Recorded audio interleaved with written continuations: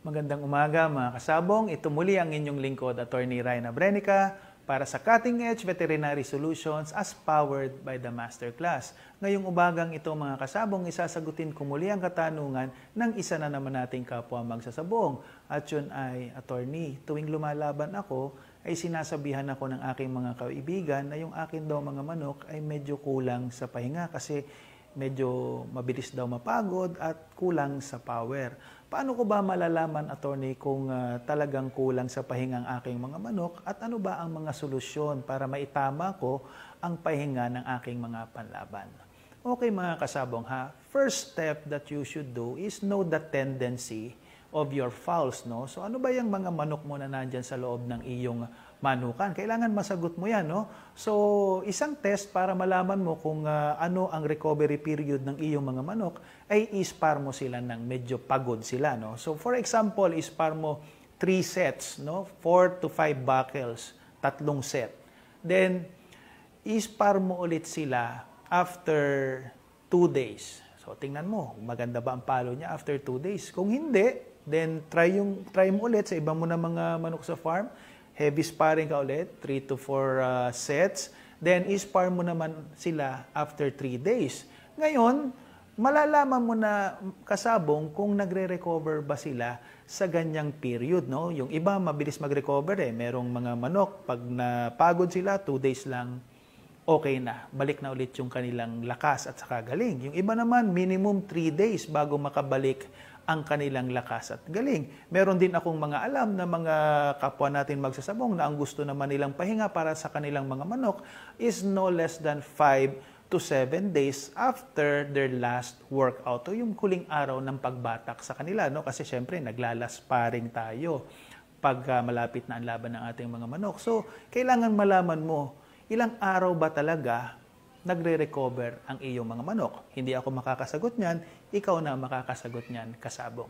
Pangalawa mga kasabong ay alamin mo kung anong linyada meron ka sa farm, no? So normally kasi mga kasabong yung mga light fowls or speed fowls like the roundheads, like the clarets and other light bloodlines, yung tinatawag natin light bloodlines, yung ability bloodlines, yung mabibilis, yung kagaya ng binanggit ko kanina, they need longer time to recover, no? I have seen it also with my lemons, no? Kasi pag inispar mo sila all out kaagad, then matagal ng konti ang recovery nila. So gusto nila medyo mahaba ang pahinga nila.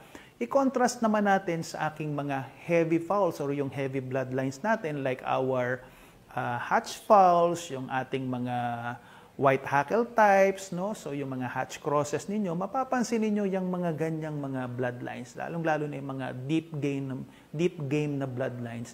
Konti lamang ang hinihingi nila at kailangang pahinga bago sila makarecover, no? So sometimes in my opinion only, no, it has something to do with gameness. The gamer the bloodlines, the lesser rest they need, no? So yun namang mga bloodlines na hindi kilala sa kanilang pagiging dead game o yung katibayan nila, they need longer time to rest, no? But that is just my opinion. Kung paniniwalaan nyo, paniwalaan nyo. Hindi naman makakasama, no?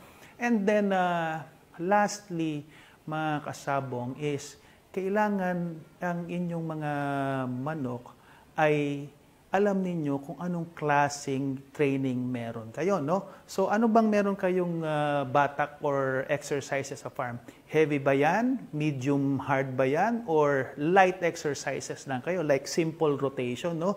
So, ang rule mga kasabong is, mas mabigat ang pagbatak sa mga manok, mas mahaba ang kailangan nilang pahinga. Ngayon, kung hindi nyo naman masyado binabatak ang inyong mga manok or hindi sila masyado pinapagod, edi hindi naman nila kailangan ng sobrang habang pahinga.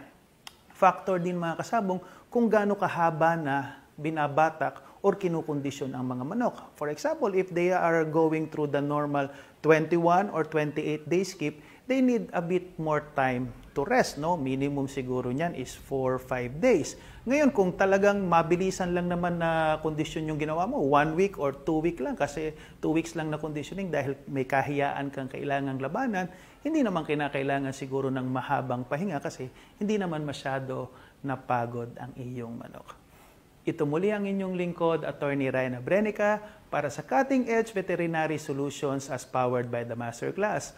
Mga kasabong, malapit na ang batch 53 ng ating face-to-face masterclass dito pa rin sa aking resort sa Lapu-Lapu City, Cebu this coming January 25 and 26. Yun namang mga hindi makakapunta, andyan naman palagi ang ating online masterclass. Lahat ng kailangan ninyong malaman para maging isang ganap na kampiyon ay matututunan nyo sa masterclass systems. Merry Christmas and a Happy New Year! Sana magpanalo tayong lahat. Cutting Edge, #1.